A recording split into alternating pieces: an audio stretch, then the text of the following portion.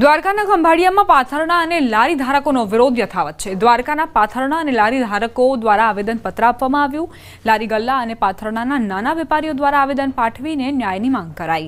લારી ગલ્લા અને પાથરણા દ્વારા રોજીરોટી કમાતા વેપારીઓ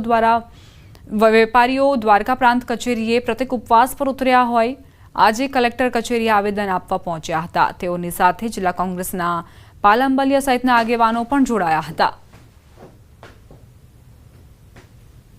छठो दिवस है आंदोलन नो। प्रांत अधिकारी साहेब अमने मलवाई आव्या था बरोबर। एने ई रीते कीधुं के आ बधुं मारा अंडर में नथी तो शुं कामे हैरान करो छो। आज अमारी पासेथी भाड़ा चिठ्ठी वसूलवामां आवे छे ती छतांय अमने रेकड़ी नथी। अमारी साथे बहु अन्याय थाय छे। तो पाथरना અને લારી ધારકોએ વિરોધ દર્શાવ્યો છે। તેમનું કહેવું છે કે અમને આખરે કેમ હેરાન પરેશાન કરવામાં આવે છે।